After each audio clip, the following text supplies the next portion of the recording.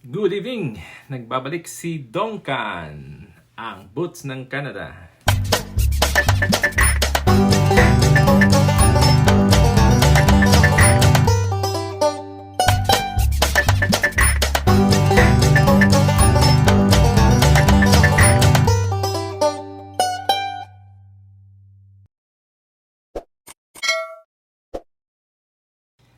Good evening! Nagbabalik si Dongkan, ang Boots ng Canada.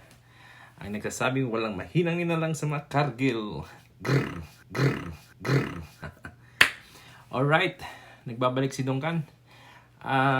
So, ang tatalakayin natin ngayon about the Golden Harrison, kung ano yung pwede ninyong applyan except sa Butcher o pwede naman tayo mag-apply ng iba, hindi lang Butcher, diba?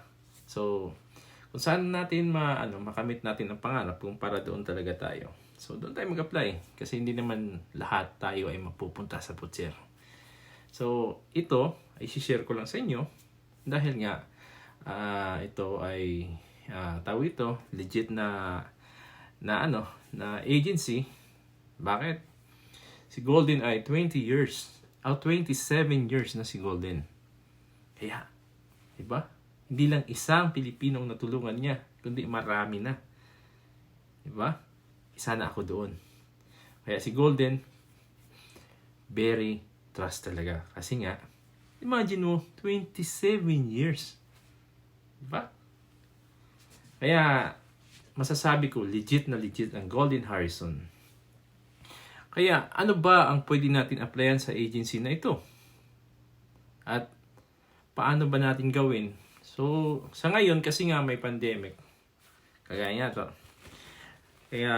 nito, kailangan ganyan tayo, pero natin yung mask kahit saan tayo pupunta kasi nga may pandemic. Lalo na sa mga Pilipinas, sa pamilya natin, ingatan natin ang kalusugan natin dahil nga may pandemic. So, di naman ang virus ang nagpapasaway, kundi tayo ding mga Pilipino na nagpapasaway. Kaya, tayo natin ng magdisiplina sa sarili para tayo ay maging malusog at makapunta sa ating mga paroroonan. Diba? Mga kabots or hindi man natin kabots. Yan. So, tatalakayin ko ngayon about sa agency sa Golden na anong ba pwedeng applyan nyo except sa Butcher. Kasi nga, lahat na lang hinahanap Butcher. Hindi naman tayo kakasya dyan. So, kailangan din natin mag-apply ng iba. So, ito, based lang sa sinend sa akin, sa Golden. So, ang pwedeng apply sa Golden is for Canada. Direct hire ito. So, ibig sabihin kung direct hire. Pag direct hire ka kasi, wala kang binabayaran. Mostly lang binabayaran mo mga medical mo, mga processing mo, yung pang sarili mo na mga tawag ito, pamasahe, kain, photocopy, kung ano dyan. So, mostly sa direct hire, walang bayad, walang placement fee. So, maliwanag. So, ano ba ang pwede applyan sa Canada? Direct hire sila ng caregiver. So, ang caregiver nila mostly, siguro, dapat meron ka talagang experience.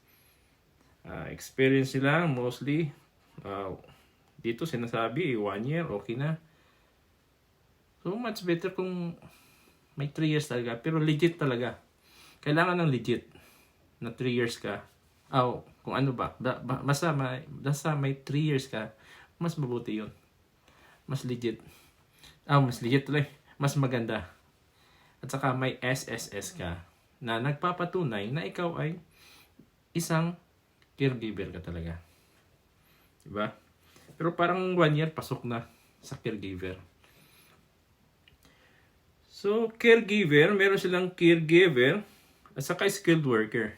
So, walang nakarating dito kung anong skilled worker. So, itanong nyo na lang sa Golden kung anong mga job offering nila sa skilled worker. Kasi nga, walang nakarating. So, nagsusumusunod lang ako sa anong meron sila ngayon. Diba? Also, next is Singapore. So, sa Singapore, ang maganda yan. Maganda din ang Singapore.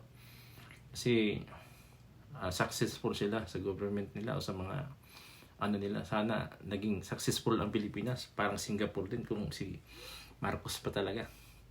Diba? So sa Singapore engineer for semiconductor companies. See? May mga engineer silang hinahanap sa semiconductor companies. So, sino yung may mga experience nito? Kagaya nito, kailangan din na matibay na mga experience kung galing ka sa Pilipinas. Siguro about mga 5 years na experience o 3 years. Ganyan siguro ang hinahanap nila. Sa akin lang sa akin lang yan, opinion ko lang yan. Kasi nga engineer yan eh. Siguro 4 to 5 years, ganyan 3 to 5 years, may experience ka talaga na matibay dito. Lalo na ito Singapore to. So sa Palu, hotel workers, construction worker, yun no. Hotel workers. Sa mga hotel natin na sa Pilipinas, ng mga 5-star hotel na may mga ano na tawag dito, experience na. So dito magandang opportunity dito. Kasi maganda pa sa ng Palu. At saka meron din silang hotel workers at construction workers. So construction worker dito, maganda din pa sa siguro. Sa Hong Kong naman, so mga ating mga domestic helper, so ito na rin, kung kayo nasa Middle East, much better na sa Hong Kong muna kayo kasi nga mas safe kayo. Para lang sa akin mas safe kayo. Pero kung maganda naman din yung amo nyo sa KSA or sa Middle East, dyan na kayo. Kung maganda din naman. Kasi swerte-swerte lang talaga. Hindi naman na nakapunta ka ng Hong Kong, Singapore as a domestic helper ka. Safe ka na. So, nakadepende pa rin yan kung saan ka napunta sa amo mo. Nasa amo mo yan. Hindi yan sa tawag ito. Safe. Safe ka dito sa lugar. Marami din naman na napunta sa Middle East na safe naman sila. Safety naman ang buhay nila. Pero mostly kasi, nangyayari nga sa Middle East, yung mga ganun-ganun, alam mo na, delikado. Diba? Pero mas safe yung Hong Kong at saka Singapore at saka Egypt, di ba? So, sa Hong Kong, domestic helper naghahanap sila. So, ano bang kailangan sa domestic helper? Direct hire sila mismo, humahanap ng employer, hindi ito. So, passport, certificate employment, ex-abroad, kung ex-abroad siya. So, test the certificate. So, kailangan mag-test na kayo kung gusto nyo maging ganap na domestic helper. So sa mga domestic helper natin sa Middle East, para sa akin sila ang mga tunay na bayani. Dahil nga, tinitiis nila yung hirap para sa pamilya nila, mapalayo. Alam mo ba, ang Middle East, kasi galing ako sa KSA, nakikita ko sila na napakalungkot. At saka sa sarili ko, napakalungkot talagang KSA, Middle East. Naranasan ko talaga. Naranasan kong umiyak. Kaya di ko ma-explain kung bakit marami pa rin pumupunta sa Middle East. Bakit nga hirap tayo mga Pilipino talaga. Kaya para sa akin, ang number 1 na mga OFW ay mga Middle East na nagsusumika para sa pamilya nila. Sila ang mga tunay na bayani na mga OFW. So ito, test na nga kung ikaw ay wala kang experience as domestic helper. So sa Hong Kong, and then, sa Singapore, ganun din. Domestic helper din. So, ganun lang din ang hanap nila. Yung details sila, resume, passport, certificate employment, if ex-abroad ka. And then, test the training. So, kailangan mo mag-training. Kung meron pang ibang requirements, siguro, si Goldie na ang magbibigay sa inyo. Sinusunod ko lang yung detalye. Okay? So, ito sa Singapore, di ba? Sa Egypt, sa Egypt, mga kababayan nating mga OFW dyan, mga domestic helper, maganda ang pasahod sa Egypt. Marami na akong nababalitaan na maganda ang pasahod sa Egypt, kaya mas maganda dito sa Egypt. So, domestic helper pa rin, pero direct hire siya.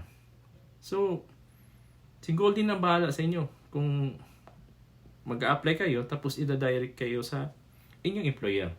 Direct hire siya. Pero hindi ko alam kung ano ang proseso ng direct hire. Alam ko lang sa Canada kung direct hire ka, so employer ang gagastos diyan.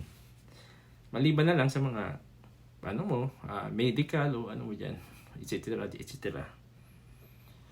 So ito, Egypt, maganda yan. Malaki pa sahod. So yung mga nasa Middle East na nangangarap na mapunta kasi maraming taga Middle East na gustong pupunta din sa Hong Kong, Singapore at saka Taiwan. Diba? Pero wala sa Taiwan sa Golden wala pong Taiwan sa Golden na pwedeng applyan. Inano ko lang, sinali ko lang. So mas mas better pa kasi yung para lang sa akin, hindi ko minamalita, para lang sa akin, mas better pa yung safety nyo sa Taiwan, Hong Kong at saka Singapore kaysa Middle East. So, nasa inyo na yan. Basta nasasabi lang ako mas safety kayo. Pero nasa employer nga yan kung yung employer nyo ay masama o mabuti. Kung saan kayo napunta. Kahit nga saan kayo pumunta, kung napunta naman kayo sa Taiwan o kung employer nyo ay wala talaga. Yun talaga. Kapalaran mo yun. So, ano pa pwede sa Golden Horizon? So, pwede kang mag-study. Also interested to study, to work, become a permanent resident to Canada. To study, work, and land a permanent job in Japan. So, meron din silang sa Japan, no? Permanent resident Canada. And then, study, work, and land a permanent job in Japan. So, maraming pwede palang applyan sa Golden. So, itry natin yung best natin. So, ang partnership nila is ACC. So, ang ECC ay isa lang yan. Ang isa lang may-ari yan. Kundi si Ma'am Nene Miranda. Ang may-ari ng Golden din. So, itry natin sa sarili natin. Baka ito din. Kung nangangarap kayo makapunta ng Canada, Japan, try nyo mag-study. ACC. Ang sagot sa inyong pangarap. Kung gusto nyo mag-aral. Kaso lang, marami ding requirements. Kaya di rin basta-basta. Gagastos ka rin. So, siyempre, pangarap mo yan. Kung may pera ka lang, ang problema. Yan. Kaya, kung nangangarap tayo para sa ating pamilya, grab natin. Kung meron naman, kaya nga, mag-iipon tayo kung maka-abroad tayo kasi kung may mga opportunity. Kaya nito, pwede kang mag-aral para lang makapunta ka ng Canada. So, while you study, pwede ka, kumikita ka pa kasi pwede kang mag-part-time. Kasi nga, dito, sinasabi. So, ang ECC na ang bahala sa inyo dyan. So, bibigay ko lang sa inyo ng email address ni Ma'am Nene para doon kayo mag-send ng resume nyo o kung anumang ano nyo siya, i-add nyo sa Facebook niya para magtanong kayo or call. Ibibigay ko din yung address ng Golden Horizon na bago nilang address. Kasi nga, yung luma, bago na ngayon, nandun na sila sa Fairview. So, i-detalye ko lahat yan sa aking vlog. Kung yung tawag ito, email address ni Ma'am Nene. At saka yung tawag ito, address ng Golden Horizon Placement Agency. So,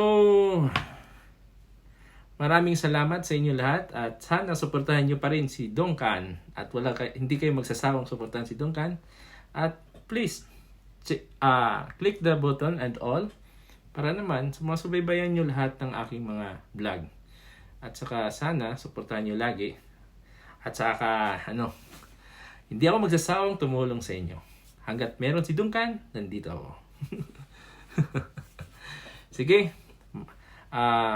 Umaga kasi gabi dito.